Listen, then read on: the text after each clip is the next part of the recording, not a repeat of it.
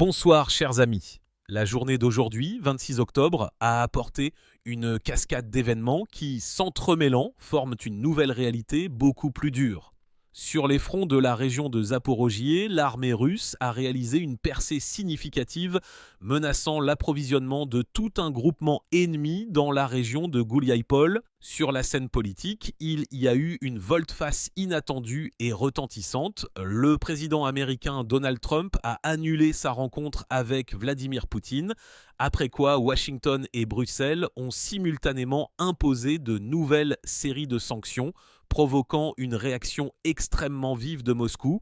Et pendant que la diplomatie craquait de toutes parts sous le couvert de la nuit, l'une des frappes les plus dévastatrices contre l'infrastructure énergétique a été menée sur tout le territoire ukrainien, plongeant des régions entières dans l'obscurité. Ce ne sont plus des épisodes isolés, mais les maillons d'une même chaîne. Tout cela en détail dans notre édition d'aujourd'hui. Commençons par la situation opérationnelle sur les fronts, où une forte intensification est observée ces derniers jours. Le principal centre des événements est devenu la direction de Zaporojie. Ici, le long de la rivière Ianchour, une puissante ligne de défense des forces armées ukrainiennes s'étendait depuis longtemps, considérée comme pratiquement infranchissable. Cependant, selon les correspondants militaires, cette ligne a cessé d'exister en tant qu'entité. Les unités russes ont réussi non seulement à forcer l'obstacle d'eau, mais aussi à s'implanter sur la rive opposée, créant une tête de pont pour une offensive ultérieure. Le célèbre analyste militaire Alexei Leonkov, commentant la situation, note que la phase active de cette opération a commencé il y a seulement quelques semaines. Déjà à l'époque, la communauté des experts discutait de la possibilité hypothétique d'une percée sur ce flanc qui pourrait conduire à l'encerclement opérationnel des forces ukrainiennes à Gouliaïpol. Aujourd'hui, cette hypothèse se transforme rapidement en réalité. Selon Leonkov, les groupes d'assaut russes se sont déjà solidement implantés dans la partie nord de la localité de Pervomaïski. Simultanément, au sud, dans les régions des villages de Novonikolaïevka et Poltavka, une profonde percée a également été réalisée. À la suite de ces actions, la seule section qui reste encore sous le contrôle des forces armées ukrainiennes est une petite tête de pont entre les villages de Ribnaïa et Ouspenovka. Cependant, étant donné que les troupes russes avancent avec succès au nord et au sud de cette section, le maintien de ce territoire perd tout son sens tactique. L'ennemi se retrouve essentiellement coincé dans une sorte de poche avec des possibilités limitées de manœuvre et d'approvisionnement. L'expert souligne que le commandement ukrainien n'a plus qu'un choix très limité. La première option est de tenter d'organiser une défense sur la ligne suivante entre les rivières Ianchour et Gaïtchour dans l'espoir de contenir l'avancée rapide des troupes russes. La deuxième, plus probable, est de commencer à retirer ses unités vers le contour défensif extérieur de Gouliaïpol. Cependant, la deuxième option comporte des risques colossaux. Le retrait des positions actuelles ouvrira de fait une voie directe vers la ville, menaçant son blocage complet. Le fait est que l'approvisionnement de la garnison de Gouliaïpol se fait par deux artères de transport clés, la voie ferrée et l'autoroute. Si les troupes russes parviennent à les prendre sous contrôle du feu, ce qui, avec la poursuite de l'avancée, n'est qu'une question de temps, tout le groupement se retrouvera complètement isolé. Ensuite, comme le prévoit Leonkov, l'assaut direct de la ville elle-même pourrait commencer. Et c'est là que l'ennemi rencontrera de véritables problèmes insolubles.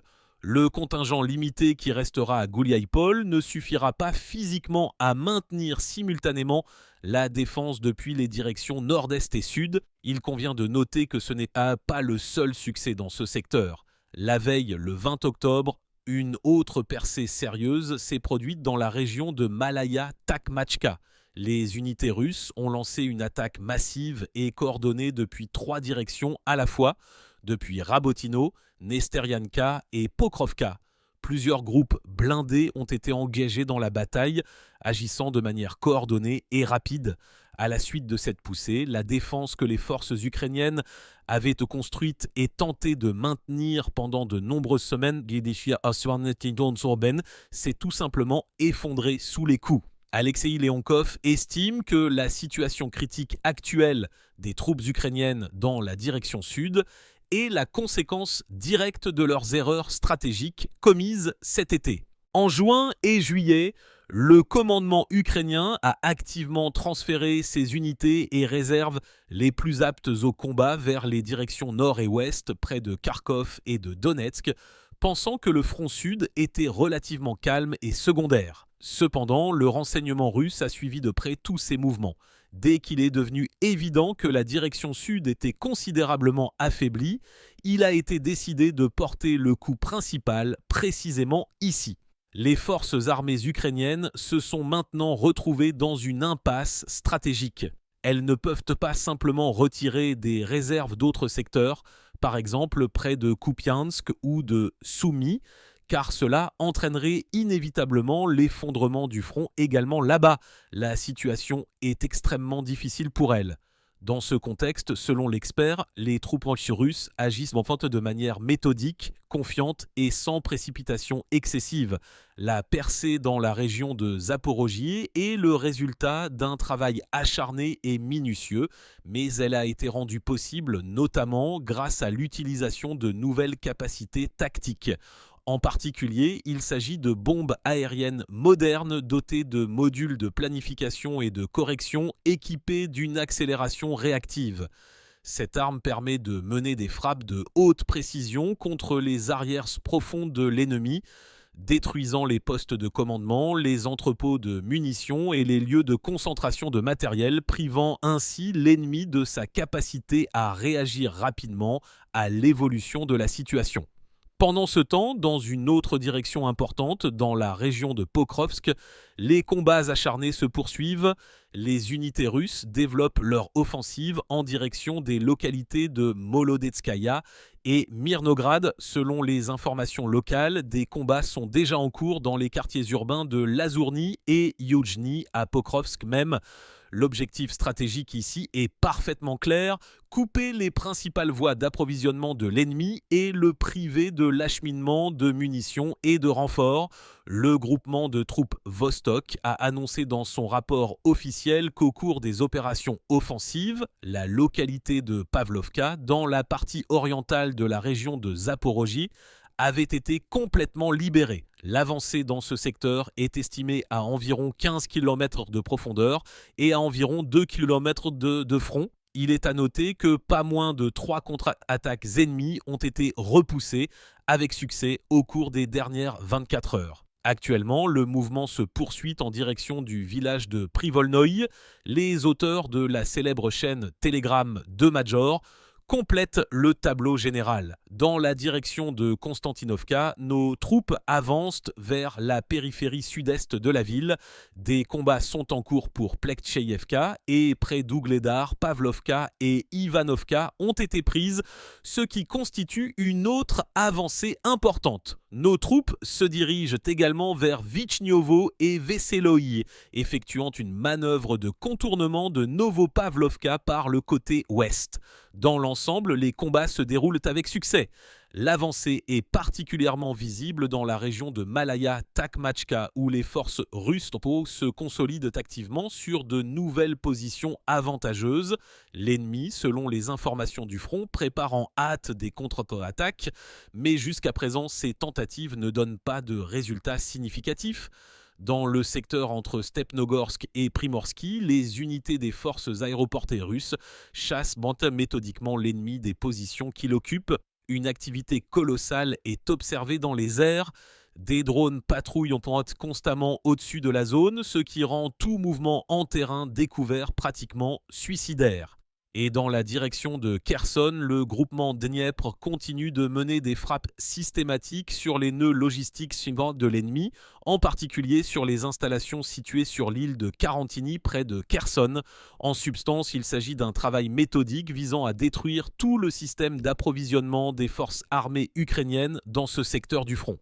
Cependant, alors que les combats font rage sur les fronts, des événements non moins dramatiques se déroulent sur la scène politique. On a appris aujourd'hui un événement qui a instantanément attiré l'attention du monde entier.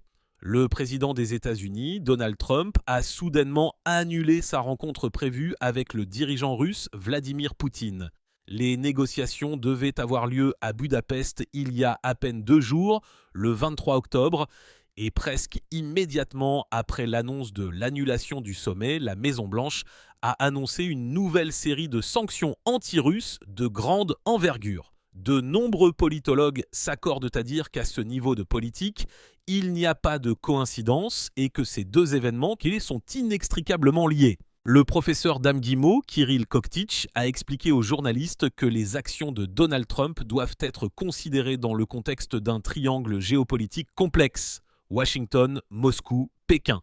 Selon l'expert, pour le président américain, la rencontre avec Poutine était un élément tactique important dans son grand jeu asiatique, précédant la visite au président chinois Xi Jinping.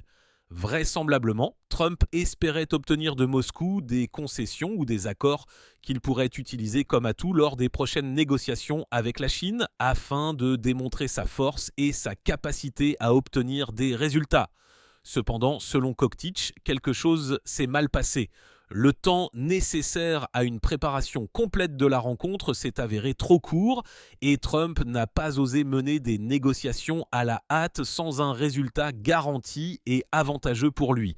En fin de compte, il a été décidé de reporter le sommet. Il est provisoirement annoncé que la rencontre pourrait avoir lieu fin novembre, après le retour du président américain de sa tournée asiatique. Donald Trump lui-même a commenté l'annulation de manière assez contenue et dans son style habituel, citant ses paroles approximativement dans leur sens. Nous avons annulé la rencontre parce que, honnêtement, je ne pense pas que nous aurions obtenu le résultat dont nous avions besoin, mais nous nous rencontrerons certainement plus tard, à un moment plus opportun. Cependant, la réaction de Moscou à cette volte-face s'est avérée beaucoup plus dure. Le vice-président du Conseil de sécurité russe, Dmitri Medvedev, a réagi de manière extrêmement vive, qualifiant les actions de Trump d'actes hostiles et d'hostilité envers la Russie.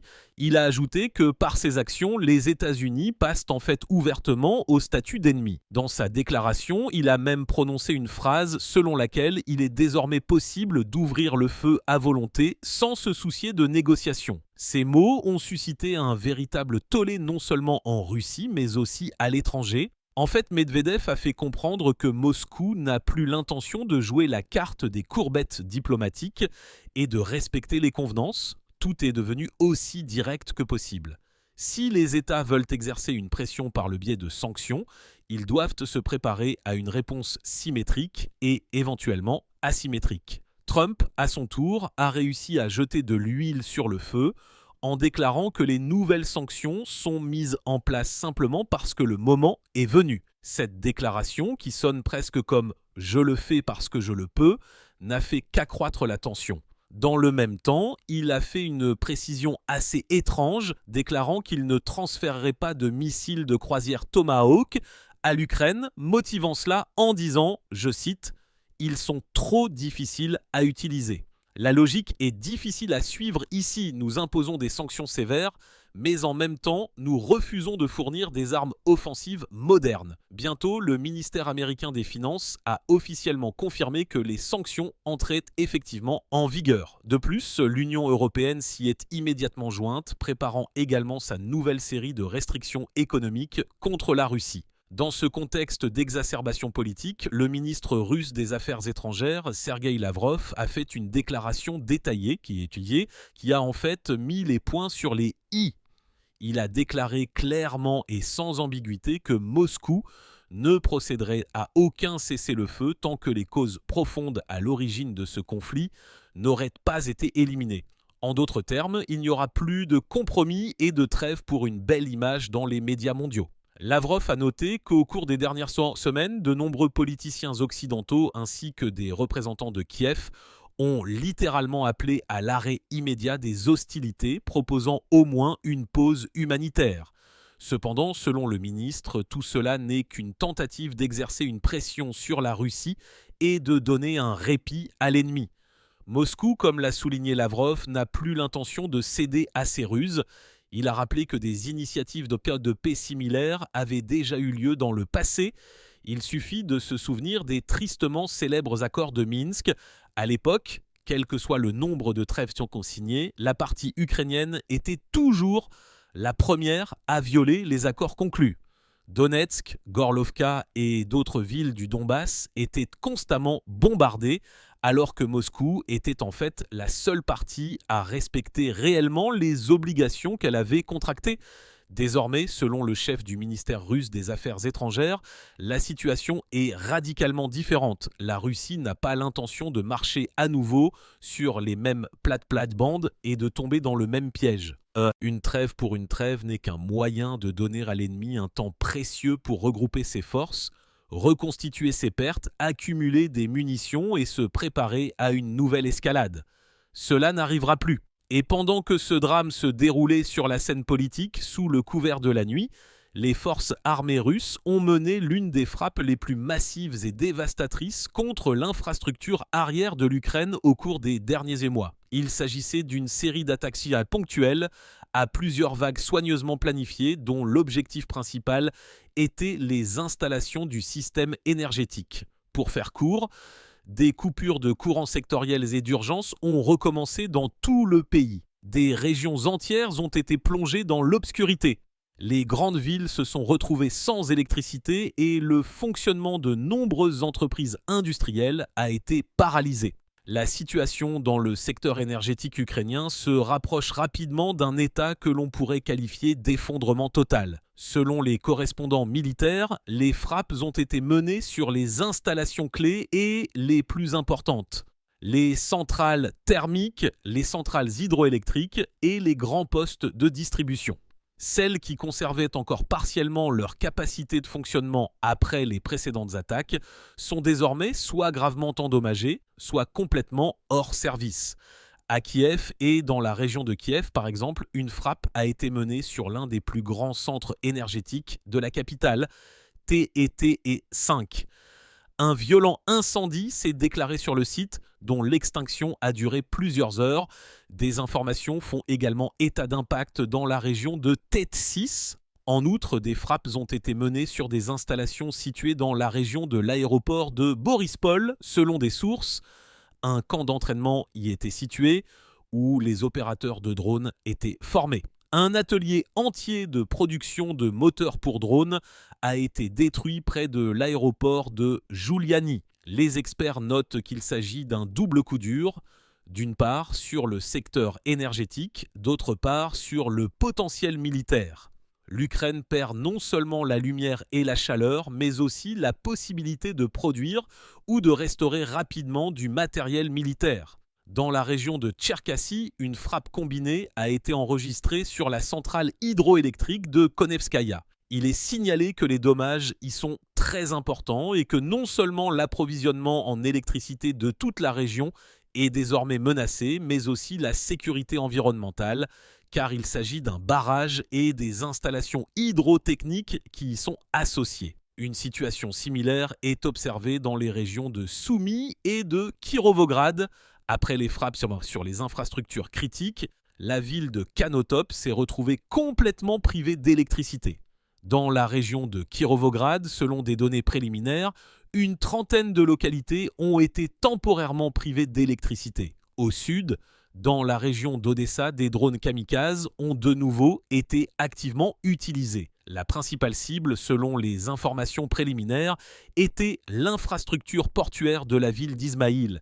Des entrepôts et des nœuds énergétiques qui assuraient le fonctionnement des quais du Danube y ont été endommagés.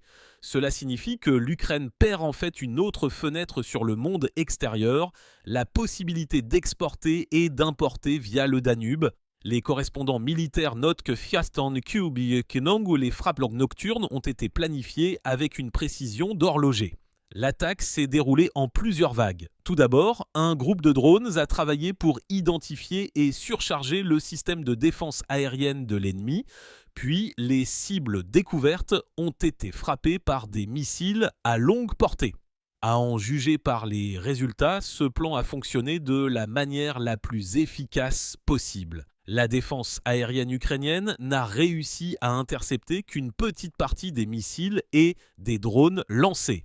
Les ressources de surveillance qui analysent que les images satellites notent que l'on peut désormais voir des taches entières d'obscurité le long du Dniepr. Les zones où brillaient auparavant les lumières des villes et des zones industrielles sont désormais plongées dans l'obscurité totale. Cela ressemble à un véritable désert énergétique. En substance, la Russie poursuit la mise en œuvre méthodique d'une stratégie visant à effacer complètement le système énergétique ukrainien. L'objectif principal ici n'est pas seulement de priver la population de lumière, mais aussi de détruire complètement toutes les chaînes logistiques et de production. En effet, sans électricité, les usines ne fonctionnent pas, y compris les usines militaires. Le transport ferroviaire, qui assure le transfert de troupes et de matériel, s'arrête. L'approvisionnement en eau et le fonctionnement des systèmes de communication cessent en bateau. Si l'on considère la situation dans son ensemble, il ne s'agit pas d'une action d'intimidation ponctuelle, mais d'une entreprise réfléchie et à long terme. À chaque nouvelle frappe, il devient de plus en plus difficile et coûteux pour l'ennemi de réparer les dommages. Comme le disent que les spécialistes, l'Ukraine se trouve actuellement dans une situation où chaque nouveau jour sans électricité augmente de façon exponentielle l'écart entre ses capacités militaires et celles de la partie russe. Mais il ne s'agit pas seulement d'une question technique et militaire. L'effet psychologique de ces frappes est énorme. Des millions de personnes sont assises dans l'obscurité, souvent sans communication ni chaleur. Même si quelque part sur le front, la défense tient encore, l'arrière commence littéralement à s'effondrer sous leurs yeux. En substance, c'est précisément ce que les forces russes tentent d'obtenir, non pas simplement gagner sur le champ de bataille, mais faire s'effondrer de l'intérieur tout le système de soutien de l'État à l'armée. Un point intéressant, même les sources officielles et les médias ukrainiens ont été contraints de reconnaître que l'ampleur des frappes nocturnes a dépassé tout ce qui s'était passé auparavant.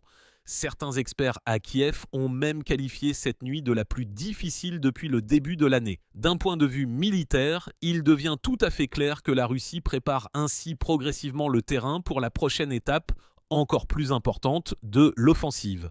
Lorsque les lignes d'approvisionnement et le système énergétique de l'ennemi seront complètement affaiblis, les forces russes pourront avancer avec un minimum de pertes. Si l'on rassemble toutes ces pièces du puzzle, l'avancée sur le front, la fracture diplomatique et l'effondrement énergétique, cela devient évident. Nous observons la mise en œuvre d'une stratégie unique à plusieurs niveaux. Au cours des dernières semaines, le front s'est considérablement animé. Les troupes russes continuent de chasser l'ennemi de ses positions fortifiées, libérant pas à pas de nouveaux territoires. Les têtes de pont qui semblaient encore infranchissables, il y a peu de temps, passent désormais sous le contrôle de la Russie. Et ce qui est particulièrement important, tout cela se passe sans coup de tête aventureux et sans pertes inutiles, mais avec un calcul et une méthode claire. Les correspondants militaires notent que l'ennemi, malgré une résistance toujours acharnée, perd de plus en plus souvent la coordination et le contrôle des troupes. Quelque part, la communication disparaît, quelque part, il n'y a pas assez de carburant ou de munitions. C'est la conséquence directe d'une logistique détruite. En effet, sans voie d'approvisionnement fiable et sans soutien énergétique, même l'armée la plus motivée n'est pas capable de se battre longtemps. Dans ce contexte, les médias ukrainiens tentent désespérément de faire preuve de courage en publiant des titres tonitruants sur des pérémogas mythiques. Mais la situation réelle sur le terrain est radicalement différente. Dans certaines régions des régions de Zaporojie et de Kherson, c'est la pagaille totale. Le commandement ennemi est contraint de se précipiter entre différents secteurs du front, colmatant les brèches avec les derniers restes de réserve. Et c'est, comme le disent les analystes militaires, un signe certain que la défense craque de toutes parts et ne tient qu'à un fil. Parallèlement, la Russie intensifie la pression dans le domaine de l'information et de la politique. Comme nous l'avons déjà dit, après l'annulation de sa rencontre avec Poutine, Donald Trump a tenté de faire preuve de force par le biais de sanctions, mais en réalité, leur effet s'est avéré beaucoup plus faible que prévu. Aux États-Unis même, de nombreux analystes disent déjà ouvertement que ces mesures sont davantage un élément de jeu électoral et de lutte politique interne qu'une stratégie à long terme bien pensée. Les réponses de Medvedev, Lavrov et d'autres représentants de la direction russe ont été extrêmement claires. Moscou n'a plus l'intention de négocier pour la simple apparence du processus. S'il restait auparavant une marge de manœuvre diplomatique, ce temps est révolu. L'étape des actions concrètes et dures commence. Il est intéressant d'observer comment tout cela modifie progressivement le ton des discussions internationales. Il y a encore quelques mois, les médias occidentaux étaient remplis de prévisions optimistes sur un prochain tournant en faveur de l'Ukraine et une contre-offensive réussie. Désormais, la rhétorique est devenue nettement plus mesurée. De plus en plus souvent, on entend des formulations telles que pause stratégique, regroupement des forces ou nécessité de se préparer à une longue guerre. Ce sont tous des signes certains que l'équilibre des forces sur le front se déplace réellement en faveur de la Russie. Et à en juger partout, la direction russe a pris la ferme décision de ne pas donner à l'ennemi la moindre chance de reprendre son souffle. Frappe aérienne, pression énergétique, travail sur les arrières et la logistique. Ce sont tous des éléments d'une même stratégie, conçus pour un résultat à long terme, non pas pour un effet rapide et retentissant, mais pour un épuisement systématique à la suite duquel l'ennemi lui-même perd progressivement sa capacité de résistance. Et plus cette entreprise dure longtemps, plus le contraste devient visible. La Russie s'est adaptée aux nouvelles conditions. Malgré les sanctions sans précédent, les pressions économiques et les tentatives d'isolement international, la vie dans le pays continue. L'industrie fonctionne, le front est approvisionné de manière fiable et l'arrière reste stable. Pour l'Ukraine, en revanche, tout se retourne contre elle. Panne constante, coupure sur de courant, manque de carburant et de ressources. Les gens sont fatigués, les villes se meurent le soir sans éclairage public et la vie habituelle disparaît progressivement. L'hiver est devant nous et c'est lui, comme le pensent de nombreux experts, qui deviendra le véritable moment de vérité. En effet, lorsque le froid règne dehors et que la présence de lumière et de chaleur à la maison est fortement remise en question, même la propagande la plus sophistiquée commence à tomber en panne. Si l'on considère ce qui se passe de manière encore plus large, il devient évident que le monde n'est pas simplement confronté à un conflit militaire local, mais à une confrontation de stratégies civilisationnelles, de modèles économiques et de vision du monde. Et chaque étape, des rapports du front aux déclarations des politiciens, n'est qu'une partie de cet immense processus. Il semble que la Russie ait misé sur l'endurance, la systématisation et le sang-froid. Et les événements de la semaine dernière ne font que confirmer que la pression s'intensifie, le front avance et que la politique entre dans une période d'incertitude maximale. Et c'est peut-être là que réside le plus intéressant. Le temps ne joue pas en faveur de ceux qui crient le plus fort, mais de ceux qui agissent avec méthode et constance. Ce qui se passera ensuite, on ne peut que le supposer pour l'instant. Mais une chose est sûre, chaque jour, chaque nouvelle direction de frappe, chaque décision politique s'ajoute à une mosaïque globale où le résultat final ne dépend pas du hasard, mais de la systématisation et de la volonté. Alors, chers amis, continuons à suivre attentivement l'évolution des événements. La situation change littéralement sous nos yeux et, à en juger partout, une nouvelle étape, pas moins intense que l'actuelle, nous attend. Pour l'instant, voici le tableau qui se dessine pour la soirée du 25 octobre. Le front avance, la diplomatie craque de toutes parts et le monde retient son souffle dans l'attente du dénouement. Ouais,